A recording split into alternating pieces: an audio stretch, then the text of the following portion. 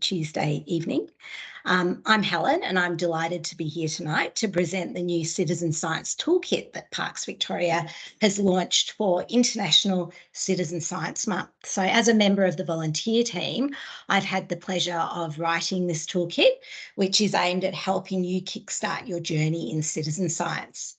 I'd also like to introduce my colleague Leanne. Hi, Leanne.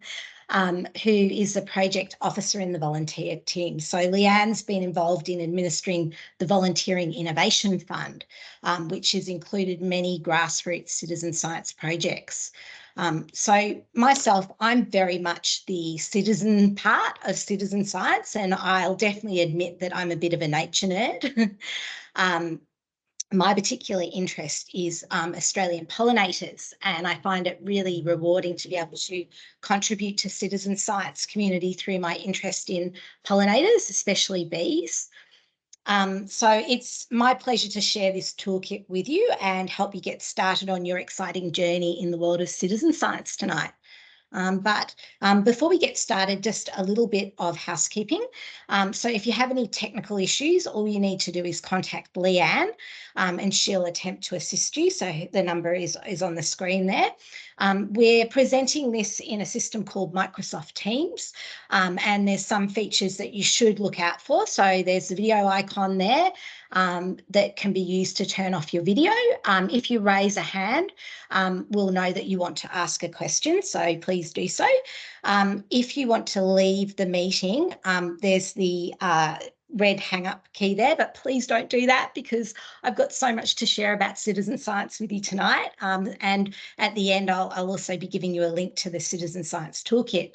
And there's also a symbol there for the microphone. So we ask that you keep your microphone off for the duration of the webinar, unless we take you off because you're asking a question. And there's also the conversation icon there that's used to ask questions and comment to the group. So please do use that as well. We are really looking forward to having some of your questions tonight. At the end of the session, well, at the end of each section of the toolkit, we'll be taking some questions and also at the end of the presentation.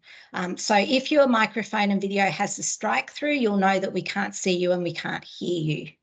But if you have your hand raised, we'll know that you want to ask a question. And before we begin, I'd like to inform you that this webinar is being recorded for future reference and to make it available for those who can't attend tonight. So by continuing to attend this webinar, you're providing your consent to be recorded. And if you've got any concerns or do not wish to be recorded, please feel free to turn off your camera and microphone. Today, I'm presenting from Bunurong country, so I'd like to begin by acknowledging the Bunurong people of the Kulin Nation, who are the traditional custodians of the land I'm presenting from today. I pay my respect to their elders, past, present, and I extend this respect to any Aboriginal or Torres Strait Islander people here today. Okay. So what we'll be talking about, this is a bit of an overview of the presentation. So we'll be giving you a general introduction to citizen science. We'll be then moving on to how to conduct citizen science using one of the world's most popular citizen science apps, iNaturalist. And lastly, I'm going to run through some of the ways that you could organise your own BioBlitz activity. So just a reminder that the Citizen Science Toolkit goes into much further detail on all of these topics, and I'll be sharing a link with you at the end of this presentation. Okay, but before we launch into these topics, I'd like to share one of my favourite citizen science quotes. And I really love this quote because it encapsulates what citizen science is really all about. So citizen science offers the power of science to everyone and the power of everyone to science. It's a very invigorating quote, and I quite often think about this when I'm practicing citizen science. So citizen science involves the public in scientific research and data collection. So participants can be involved in various stages of the scientific process, and that can be from data collection to analysis and interpretation. And sometimes citizen science projects can even include citizen scientists being involved in the research questions, the methods of data collection, and the protocols of the project. So a really good example of this is the City Nature Challenge, which is an annual event where people from cities around the world compete to see who can record the most biodiversity over a 4-day period.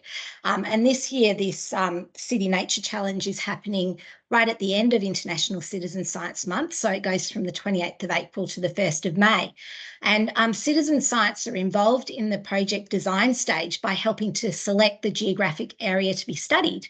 And they're also involved in that they help to recruit other participants through channels like social media to help out. So if you're interested, make sure that you Google City Nature Challenge and you'll be able to learn how you could join in that as well. It's happening all over the world, including here in Melbourne. So apart from biodiversity, citizen science covers a broad range of topics, and these can include health and medicine, astronomy and science. Another one, which is one of my favourites, is history and archaeology, and Zooniverse is a great one to have a look at if you're interested in history and archaeology, and also social sciences to study human behaviour. So citizen science is a way to engage people in the scientific process and promote a deeper understanding of the natural world. So in terms of environmental topics, citizen science covers a lot of different environmental topics. These include biodiversity monitoring. So this could include things like the distribution and abundance of different plant and animal species, and also things like tracking the arrival and departure of migratory species and documenting those changes over time. Another one's climate change and weather patterns. So citizen scientists can be involved in recording things like temperature changes, precipitation, and different weather variables in local areas. And this really helps us to build a much greater understanding of the impacts of climate change on the environment and human communities. Another area, of course, which is super important is air and water quality, and volunteers are recruited and they use monitoring kits to test for pollutants in the air and water. And there's a couple of projects on the Parks Victoria Park Connect system that you can get involved in, like Water Watch, if you're interested in air and water quality. Another one is land use and land cover, and this is a huge one. Like volunteers can use satellite imagery and ground-based observations to document changes in the landscape, things like urbanisation, deforestation, and also changes in agricultural practices. And then the last one that I've got in there is sustainable development, and this can be projects that include sort of mapping exercises, documenting local environmental conditions, and looking at ways that cities can develop in a more sustainable way. So there's a huge variety of projects in there. There's also been many extraordinary examples of citizen science discoveries, from the discovery of giant earthworms in Gippsland to the discovery of a megalodon tooth along Victoria's surf coast. But a really great current example is the sea slug census. I'm not sure if anybody here's heard of the sea slug census. But the University of New South Wales recognised that there was a lack of data on sea slug populations in Australia, and they wanted to gather more information on these really important marine organisms. So far, since 2013, there's been 15 Melbourne sea slug censuses, which have really done a lot to increase community awareness of this species, and also not just of this species, but also of Victoria's marine environment. So during these censuses, there have been new species that have been discovered by citizen scientists. And they've also discovered that there's been increasing evidence of polewood range extension. So sounds like a bit of a technical term, polewood range extinctions, but basically what it refers to is the phenomenon where species expand its distribution towards higher latitudes. And this is typically due to environmental changes like global warming. So as temperatures increase, species are able to survive and reproduce in areas that were previously too cold for them to thrive. And this can lead to changes in ecosystem dynamics. So as new species move and interact with existing communities, changes happen within that ecosystem. So, it's really interesting that citizen scientists can get involved in these kind of projects. The autumn sea slug census actually starts on Friday, the 7th of April, and ends on Sunday, the 16th of April. So if you're interested in participating, you can have a look at this project on the projects tab of iNaturalist. And just to inspire you a little more, I have a picture here of a beautiful sea slug. So they can be found in Victoria in rock pools, on piers and reefs. Sea slugs are quite often called the butterflies of the sea because they have such a stunning array of colours. But they are obviously more than just a pretty face. They're also a really excellent indicator of how our environment is changing. So as I mentioned, if sea slugs resonate with you, take the opportunity to go out this April during the International Citizen Science Month and contribute. Now, our focus today is biodiversity and citizen science projects. So while some of you may already have a really comprehensive understanding of the term biodiversity, some of you might not be as familiar with it. So I'm just going to give you a really broad overview. So biodiversity basically refers to the variety of life on Earth. And this includes the diversity of species, ecosystems, and the genetic diversity within species. As I mentioned, my area of passion is bees, and in Australia we have over 2,500 species of native bees. So there's huge genetic diversity within a lot of different type species. Biodiversity is obviously really essential to the functioning of ecosystems because it provides numerous ecosystem services such as nutrient cycling, pollination obviously is a huge one, and also pest control. Every creature eats something, so that it's a really great way of controlling that ecosystem health. So biodiversity is threatened by human activities, including habitat destruction, climate change, over-exploitation of resources and pollution, and its loss can have significant consequences for human well-being and the health of the planet. But on a positive, a BioBlitz is an event that brings together volunteers to survey and record as many species of plants, animals, fungi, and other organisms as possible in a specific area in a short period of time.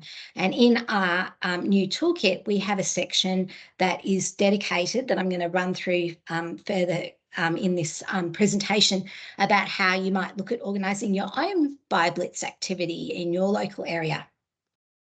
Okay, so how does citizen science help to conserve biodiversity? Well, it does so in a number of different ways. The first one, obviously, is, we are looking at monitoring and tracking populations and distribution and the migration patterns of species, and then identifying potential threats to their survival. So the data that's collected can be used to better understand the dynamics of these ecosystems and also help to inform conservation efforts. Another huge one is raising awareness, obviously, by involving and participating in citizen science projects. Individuals gain a much deeper understanding of the natural world and the need to protect it. Then there's also policy and decision making, and the data collected through citizen science is then used to look at ways that areas need to be protected, but also it helps to determine the effectiveness of existing conservation efforts. So a really good example of this is a very gorgeous little small bird species that's found in the southern grasslands in Victoria, and he's featured here on this picture, called the Plains Wanderer. So citizen scientists have been collecting data for a long time about the Plains Wanderer, and they've been able to identify things like key habitat features that are important to this bird.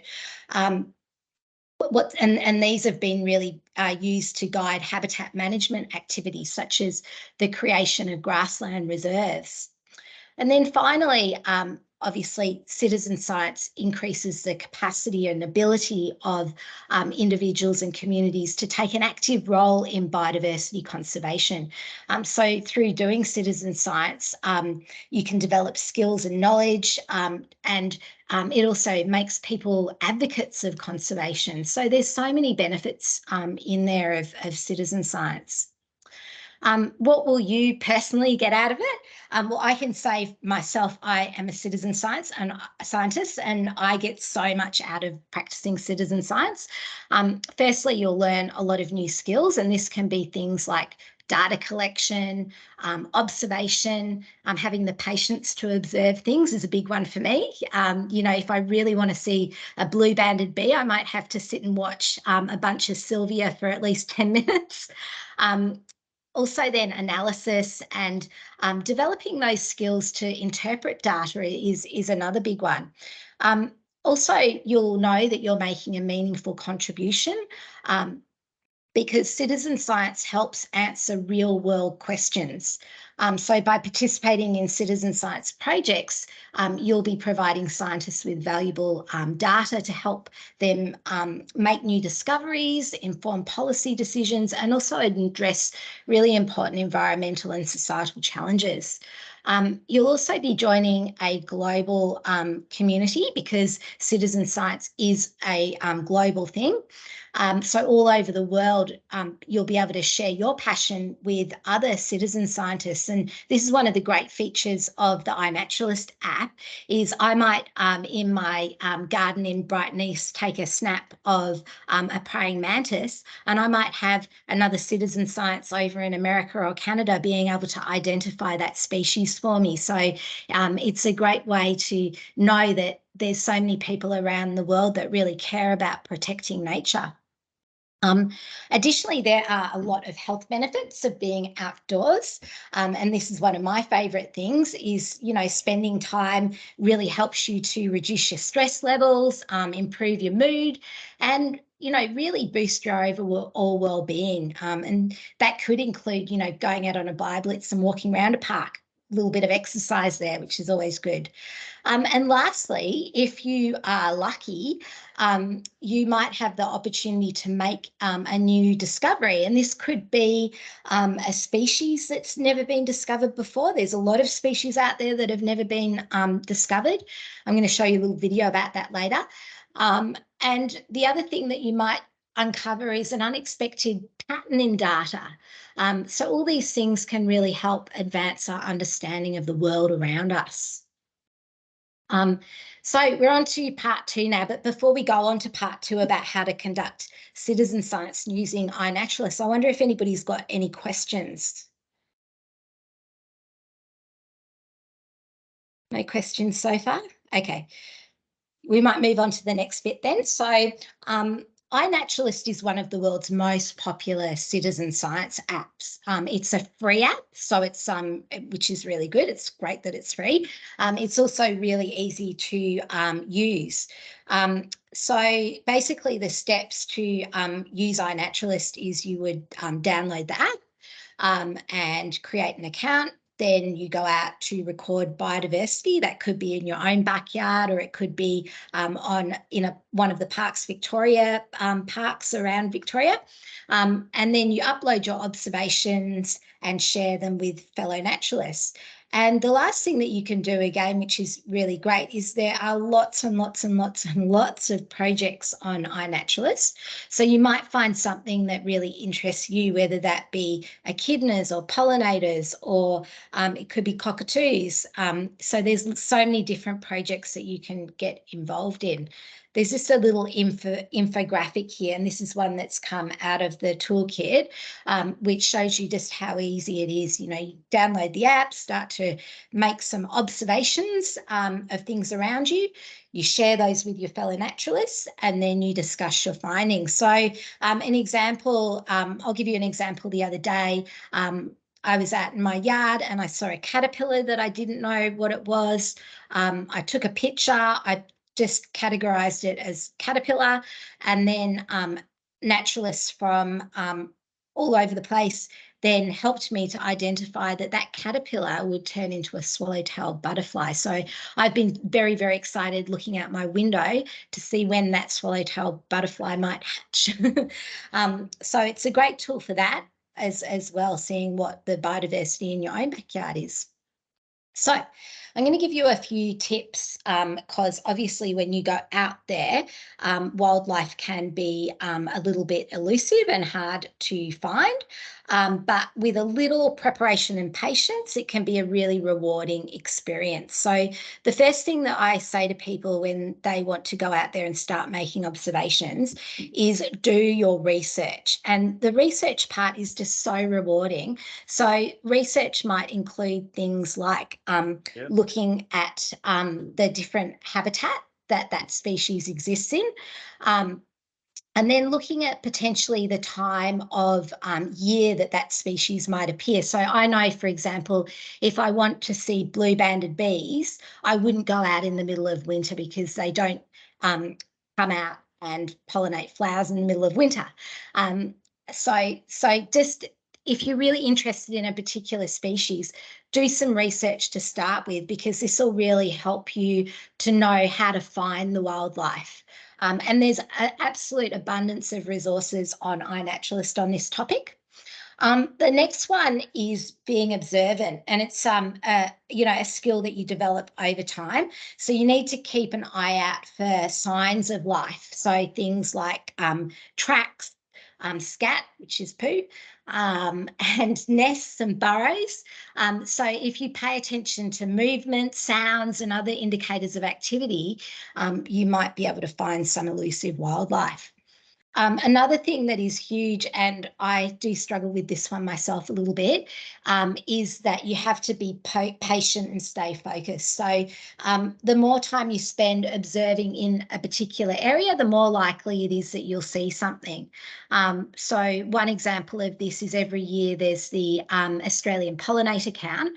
And one of the activities for that is to sit and watch a clump of flowers for 10 minutes and count how many pollinators land on them. So again, it takes a little bit of patience, but so rewarding when you do it and you manage to count tons of pollinators. Another thing that's really important is to choose the right time, right day, and also the right weather. So obviously weather plays a really significant role in both human behaviour and wildlife. If you choose a day that's mild, calm, there's sunshine, animals are more likely to be active when the weather's good. They're solar powered like me, I guess. And also the other thing is that you'll be more comfortable going out on a day like that too. Although a lot of BioBlitzes will run rain, hail or shine.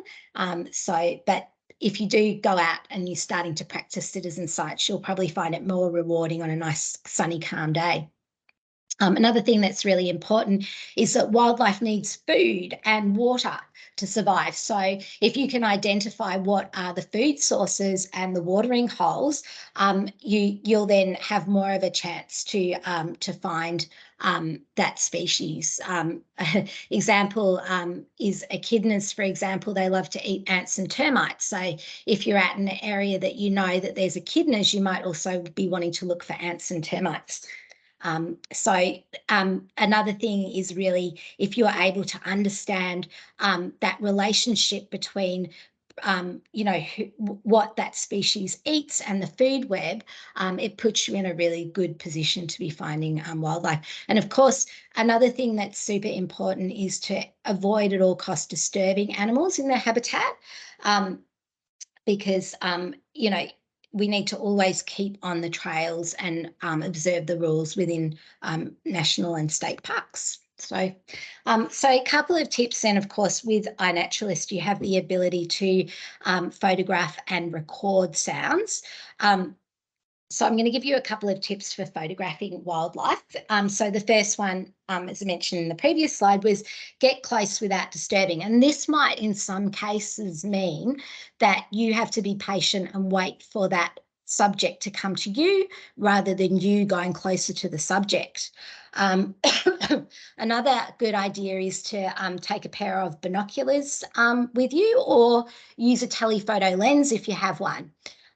If you're using smartphones, some smartphones do come with this feature, so have a play around with your phone and see whether or not it comes with that feature. But make sure that you're not disturbing the wildlife.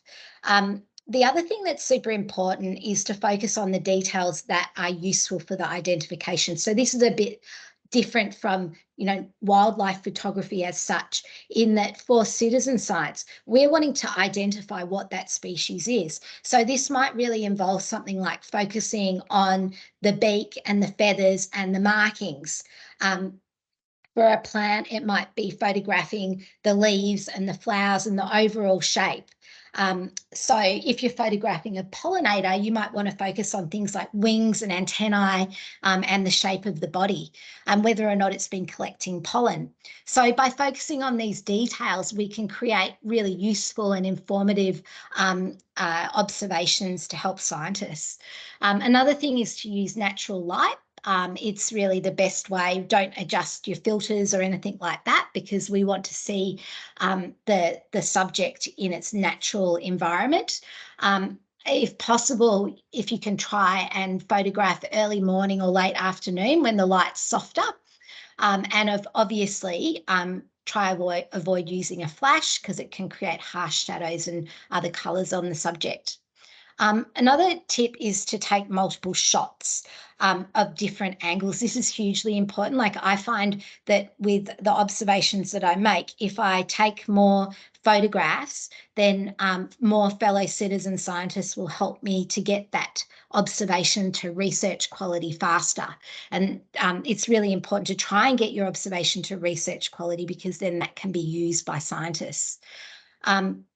And then lastly, and really, really importantly, is to include obviously the location, the date, the time, the habitat, and any other information that's important. So an example, a couple of weeks ago, I saw this kind of bug on my one of my Illawarra flame trees, and I didn't know what it was, and I put in that this bug was eating my Illawarra flame tree leaf, and that helped to get an identification on it, because other citizen scientists know what food is appealing for different species. So providing that information when you're making an observation is really useful. So the other thing that you might look at doing is recording sounds. So if you are recording sounds, you're going out there and making observations that way, it's a really good idea to have a practice with your equipment before you go out into the field. So this might be, things like knowing where the sound recording is on your phone, because when you get out there, if you stumble across a really awesome vocalization from a animal and you don't know how to record it because you don't know where that equipment is on your phone, you might lose the opportunity. Another thing to do, which is really important, is to try as much as possible to minimize background noise. So if possible, try to record in a quiet location and try to avoid recording on a windy or rainy day. Another thing to do is try to turn your car engine off. If you say, for example, you know something is out there and you pull over and you're trying to record it and you've got that engine noise in the background, that could be really distracting and not make it difficult to identify what the sound is. Record multiple samples. so that then you've got lots of different samples that one might be better quality than the other. Another one that's really good is to use the right equipment. So in terms of that, one of the things is a directional microphone. So a directional microphone is really ideal for recording sounds from a particular direction, whilst an omnidirectional microphone is better suited to recording ambient sounds. So, for example, if you can see your subject, you might want to use a directional microphone. Whereas if you can't see your subject, so it might be something like a frog call or something like that, you might be better to use an omnidirectional microphone. And you can have a look at the equipment on your phone and Google those and see if you can learn some more. So again, make a combination of short and long recordings. This again will help identify what else is in the environment and might be useful to help identify what it is. And then as same thing with taking photographs, make sure that you record contextual information. So, you know, things like date, time, location, weather conditions, habitat. They're all really important to getting that observation sound recording to research quality. And lastly, I'll mention it again because it's hugely important, is you know, be respectful of wildlife and keep a distance. Don't disturb wildlife just because you're trying to record the sound. And this is particularly important like during breeding and nesting seasons. Yeah, so I've given you some tips now as to how to practice citizen science using iNaturalist. So the next part of this presentation, we're going to move on to how to organise a BioBlitz activity. Now, do we have any questions? I think there was a question that popped up. Is that right, Leanne? We do. So we've got a question here. It says, does Parks Victoria have park-specific projects? Because some of us are closer to a particular coastal park. Yeah, that is a really great question. So on iNaturalist, Parks Victoria has a general project which records all of the biodiversity across Victoria in parks, and we're able to see if that biodiversity is within the parks estate. And we also have alerts set up to see if there's any sort of pest species or biosecurity risks. So if you go onto iNaturalist, the Parks Victoria project is a great one to have a look at. But if you're going and recording biodiversity using iNaturalist on any park, it will be useful. But there are some specific projects which I will that are really helpful to Parks Victoria that I'm going to run through just sort of right at the end of the presentation. So hopefully that'll be useful. Okay, so was there any other questions, Leanne, for the moment? No other questions in the chat unless anybody else wanted to ask a question. They can turn their microphone back on. No. So what I'm going to do now is I'm going to focus on organising a BioBlitz. But before we launch into it, I'd like to show you a video which is a really good introduction to BioBlitzes. Now, it is a bit of an old video, but all of the principles apply. So I'm going to play that video now.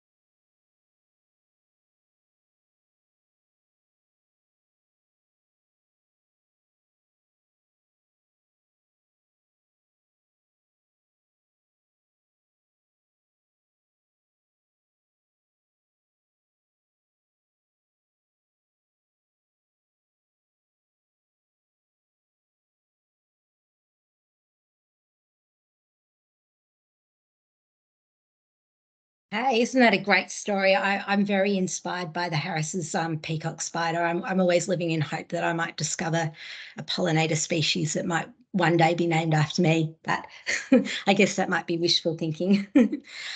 So let's move on to part 3, how to organise a BioBlitz activity. So as mentioned in the video, a BioBlitz is an event that focuses on finding and identifying as many species as possible in an area over a short period of time. So it's also known as a biological inventory or biological census. So the primary goal of the BioBlitz is to get an overall count of the plants, animals, fungi, and other organisms that live in that place.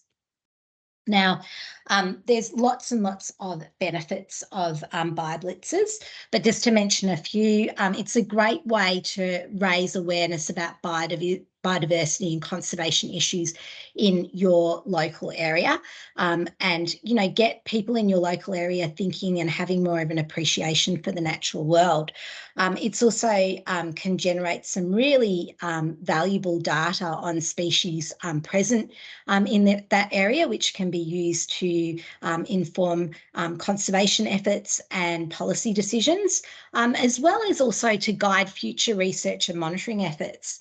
It's also a fantastic community building exercise. You're getting people of all ages and backgrounds who really share a common interest in the natural world. And it can also be a great way to forge new connections within a community. The other thing that it does provide is a baseline for further research. So you might do your first BioBlitz and then be able to then track the data over a period of time. It's also, if you're a volunteer group leader, it's a great way to recruit new volunteers and get them interested in local biodiversity. So there are steps involved in organising a BioBlitz, and it can involve a bit of work depending on the scope and scale of the activity. I'm going to run you through some of the key steps tonight. And as I mentioned, you can go back to the toolkit and all of these will be listed in further detail. So the first one, which is super important, is planning and preparation. So you need to decide on what kind of BioBlitz that you want to organise. So you might want to consider, do you want to focus on a particular type of organism, such as birds, plants, insects, or do you want to record all biodiversity? You could also choose a specific theme, such as a nocturnal BioBlitz, a pollinator BioBlitz, or a marine BioBlitz. So you've got a lot of choices in there. Then, of course, choose your location, dates, time, and budget. These are all really, really important things. So if you can choose a location that you know a little bit about the biodiversity or has the potential to attract a variety of organisms. Also determine the dates and times that work best for organisers and participants. If you think that people might be working during the week, they might be more attracted to come on the weekend. Considering things like this are really, really important to the amount of participation that you might get. And then, of course, budget is a big one. You need to determine if there are any expenses such as permits or supplies. So the next thing that I'm going to talk about is making sure that you've recruited observers and identifiers. So you need to think about how you're going to recruit volunteers and how you might need to train them to be able to collect the data, and also make sure that you've got some people who could potentially be identifiers during that BioBlitz who might have a little bit more experience using an app like iNaturalist to help identify some of those observations. Really important to check out whether or not you need any permits to conduct a BioBlitz in a particular place. But the good news is there is a lot of information on iNaturalist. So if you and all of this is in the toolkit. If you go and have a look, there's lots of resources to help you to organise your BioBlitz there. A really, really important stage that sometimes gets missed out and can be the make or break of your BioBlitz is the third P, which is promotion. One of the things that I would suggest is that if you're organising a BioBlitz activity, make sure that you start as early as possible, and that way you'll ensure maximum participation. There's lots of channels that you can use to promote your BioBlitz, things like social media platforms like Facebook, Twitter, Instagram, and there's a lot of communities of interest on those platforms as well. Like, for example, there's groups that love insects, or there's groups that love pollinators, or there's groups that love echidnas. So you can look at all that up on social media. Really, really important as well to create a clear and compelling message so that your participants know what the purpose of the BioBlitz is. I'd also suggest that you potentially look at some local organisations that you could potentially partner with. They could be things like nature centres, conservation groups, schools are a great one. And that way, if you can promote through those groups, you'll be able to reach a wider audience. Another really big thing is, say, for example, you're organising your BioBlitz, you upload it into a system like Eventbrite. Make sure that you're including some concise information about the event, like the date, the time, the location, any necessary equipment or supplies, and make sure that you provide registration instructions if you want people to register. Another great way to promote is also to offer incentives. This could be, if you have a bit of a budget, offering a prize, or it could just be recognition for participants. So with the City Nature Challenge, it's a competition against cities to record as much biodiversity as possible over those 4 days. So some people are a bit competitive. They want to be winning the biodiversity blitz. So yeah. So the next thing, which is really, really important, is to have a think about safety and emergency planning. You need to think about conducting a risk assessment in the BioBlitz area. So this could include things like any uneven terrain. It could be like bodies of water, poisonous plants or animals. And it also could be things like extreme weather conditions. So once you've identified those potential hazards, you can then take steps to minimise the risk for participants. Absolutely essential for any BioBlitz activity to have a first aid kit and at least one trained first aider as well. And when you're running the event, make sure that everybody knows who that person is or where to go if they need first aid. Also important to make sure participants know information about the park that you're conducting the BioBlitz. This would include things like toilets, parking, how to get there so people get there on time and they're not going to be late. And then lastly, a huge thing for safety and emergency planning is monitoring local weather conditions. In the days leading up to the event, and make sure that you're really prepared to make changes. You might have to cancel the event if there's extreme weather conditions. So keep track of all of those things. And yeah, so the other thing that you need to look at as well is, of course, protecting any Aboriginal cultural heritage. So part of this would be that before conducting any activities in a park, you need to learn about the cultural heritage and values of the local Aboriginal community. So this could involve things like researching the area's history, talking to local community members and seeking guidance from Aboriginal leaders or organisations. If you see anything that you think might be cultural heritage, make sure that you report it. So Parks Victoria has created an Aboriginal Heritage Identification Guide that you can download and have a look at, and I'd really recommend that. It's a great resource. So this is where the fun begins. This is the day of your BioBlitz. And I always suggest to people that, before you get to the day of your BioBlitz, make sure that you have a run sheet for the event. And this run sheet would sort of include like the order that you're planning to conduct your BioBlitz. But of course, it helps you to make sure that you don't miss any really important things. Always start with an acknowledgement of country because this will be a great way to show respect for the Indigenous peoples and their ongoing relationship with the land. Make sure that you do your safety and emergency briefing, and make sure people know any emergency evacuation procedures that you've put in place. Of course, it's super important to give an overview of the purpose of the BioBlitz and tell participants what you're planning to achieve. And that could be monitoring as much local biodiversity as possible within a 2-hour period, for example. A thing that you can also include in your little introduction is a little bit of storytelling, because storytelling is a very powerful tool for encouraging and engaging participants. So it could highlight the importance of local biodiversity. So you could share some stories about some of the organisms that you're planning on documenting.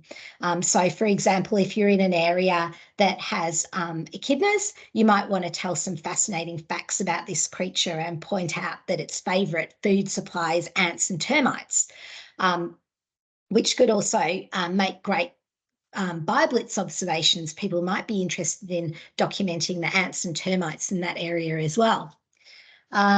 And of course, you might have some people that are unfamiliar with conducting citizen science. So you might want to give them a few tips as to how to identify and document organisms. And then, of course, make sure that you allow for some question time so that participants can clarify any information that they need. And the other thing that I would also suggest is that you have somebody there that can help people to make their identifications. So again, these are just some training tips that you would include in your introduction, things like how to use equipment and apps, identification basics, how to make accurate research quality observations, and getting participants to help each other. That's a really great way, because within any BioBlitz group, you're going to have people who have special knowledge about particular species. And of course, the last thing, which is key to everything, is having fun, because BioBlitzes are meant to be fun.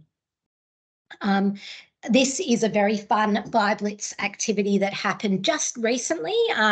This was part of the Volunteering in Nature Summer Series, and we had a group of young people who went down to Wilson's Prom, and during this BioBlitz, they were specifically looking for skinks, which are so important to the ecosystem down there. Okay, so once the BioBlitz is finished, you've gone out, everybody's made their observations. The great thing with iNaturalist is they're instantly recorded in the system if people are making the observations right. So it's really important to then look at reflecting on what's been observed. So make sure that you take the time to talk to participants about what they learn about the ecosystem health and the biodiversity in the area that they've conducted the BioBlitz. So give people that opportunity to talk, answer lots of questions, ask lots of questions, and then, think about making BioBlitz an ongoing part of your volunteer group's calendar. It's a great way to track changes over a period of time.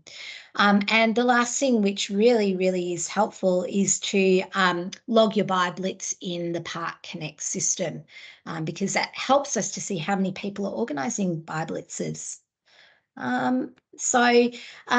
The question before, there was a little bit about what citizen science projects can people get involved in. I mentioned the Parks Victoria project on iNaturalist, which is a really, really important one. But there are some other ones that I've put their little their logos on this slide here. There's things like Frog ID. There's the bird count, which is organised by BirdLife Australia. There's Water Watch, Fungi Map, Climate Watch. Another great one, if you're like me, I cannot bear litter around the place. So Litter Watch is another really important one, because litter in ecosystems is bad news. So there's some projects there that you can potentially look at. But what I am going to do now is give you a QR code so that you can link directly to the Parks Victoria new Citizen Science Toolkit.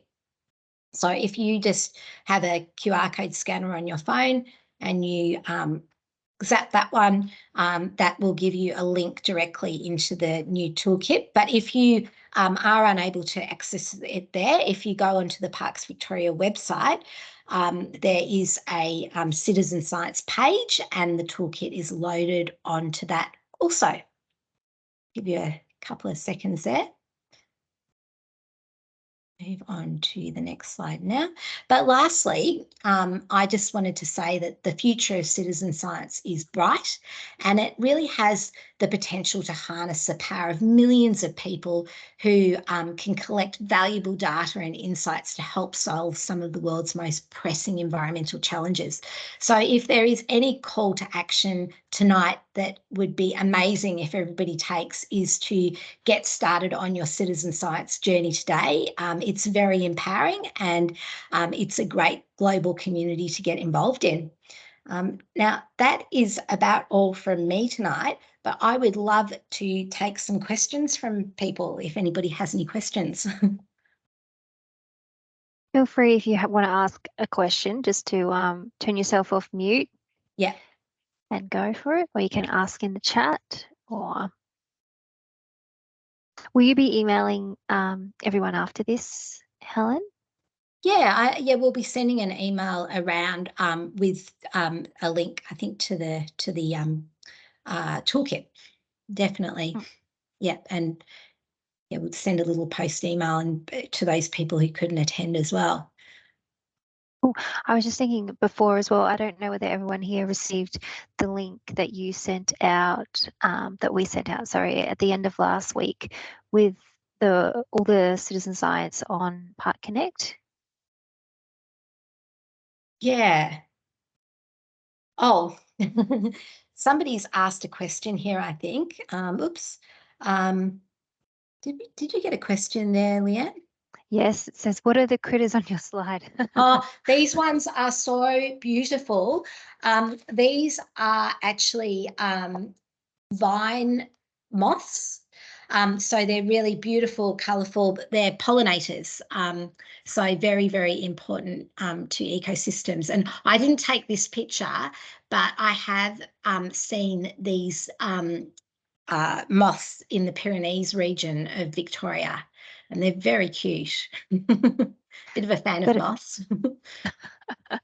I've got another question. It says, are there any activities that everyone can join during International Citizen Science Month? Oh, that's a great question. Yes, there are. One in particular that we have at the moment on Eventbrite, which we can send in the post email, is we're doing a BioBlitz in Wattle Park, which is a really great activity. So we're doing a 2-hour BioBlitz where we'll get to use iNaturalist to monitor the biodiversity in Wattle Park. But aside from that, I did mention another activity, which is at the end of International Citizen Science Month, and that's the City Nature Challenge.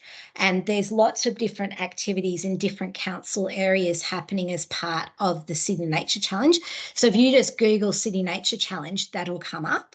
But the biggest thing that you can do is download iNaturalist and start making observations in your own time, either be in your own backyard, or if you're close to a Parks Victoria park, go in there and start recording the biodiversity using iNaturalist. That will really help. Got another question here, Helen. It says, do the BioBlitz require a Parks Victoria representative or acknowledgement, or can these resources be run as a team building exercise externally? Well, it's a really great question. I'm not sure if Lisa's on the call. Is Lisa there? She might be on the call if she wants to answer that one. Yeah, sure. They certainly can be done without a Parks Victoria representative present. I think Helen mentioned before, it's just really important to let, if you're at a park site, to let a Parks Victoria staff member know that you're planning to do the project, and that can be done through Park Connect. But you can also find out who the local ranger is and give them a call or email to arrange the activity. Yeah, it's a great question. Thank you for that. And we do hope that you get out there and organise lots of BioBlitz activities, because the more that we can all do to record biodiversity, the better. Do we have any more questions, Leanne? I think that's it from the question front, unless anybody else at the last minute, but otherwise I think might be dinner time. Yeah, thank you so much for coming, everybody, tonight. We really appreciate it. And you know, if you've got any other questions, please do feel free to email us at volunteer. Is it volunteer@parks. vic.gov.au.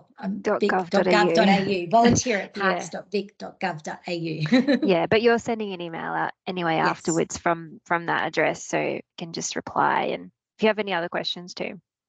Yeah. Thanks, Lisa.